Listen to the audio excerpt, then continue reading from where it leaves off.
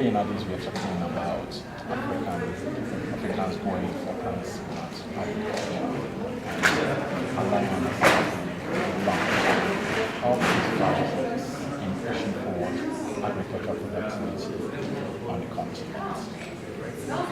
Thank you. First, the launch of the alliance, I think, is an important milestone when it comes to ensuring that we have coordination amongst the different players in Africa's agriculture. As you know, this is one of, or if not the main, economic sector driving development in most African countries. And there are many players. I think one of the things that CADAP as a framework has done is it has brought together a lot of interest in Africa's agriculture, as well as many players who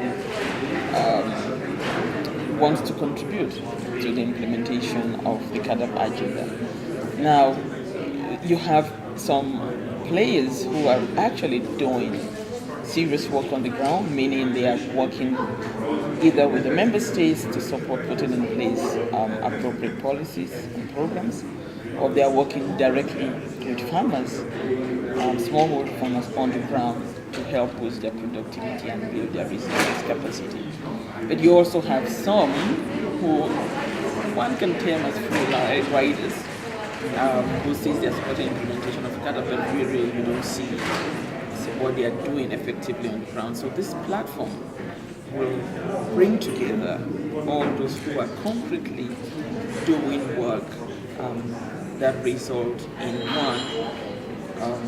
building adaptive capacity of smallholder farmers, supporting them to adopt farming practices that might help in reducing mitigate climate change, so reduce emissions, and thirdly, contributing to support them so that their farming activities can help them to generate income and wealth.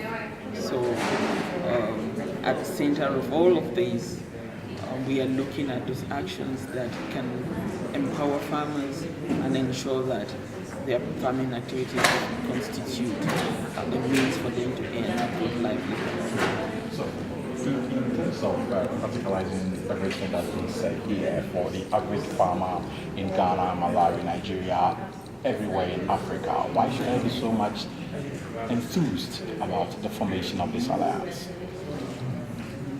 Well, I think we should be. The last 2 days, we've heard a lot of things that are happening on the ground, but we are not kind of learning from these different actions to get best practices that we can then take to many more farmers.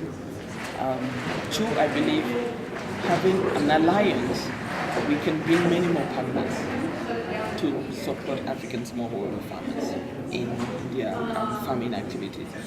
And thirdly, we can, through the alliance, bring to bear the knowledge, that farmers, to complement the knowledge that the farmers already have. They bring additional, information or knowledge that can help them to do their work. And lastly, I think coming together through an alliance, we can pool resources. We can pool and leverage both technical and financial resources that go directly to support African smallholder farmers. This is also coming on the heels of environmental climate decision to be taken in Paris this year. Of course, I'm also very much interested in issues of mitigation adaptation with the alliance coming on board. What roles do you think they can play in ensuring that agriculture and issues that have to do with climate smart agriculture are factored into the whole negotiation processes? That's a great question. Well, I think having an alliance in the first place means you have a critical mass that can talk about the issue, that can communicate the importance of ensuring that agriculture is given the kind of prominence that we hope to see under the UNFCCC process is happens, because it means we have many more people who are speaking on the issue, who are going to do advocacy on the issue, because that is key. We need to have that advocacy so that we pray, where you can bring pressure and you can lobby so that the Paris process effectively take on board agricultural issues. So at the NEPAD agency,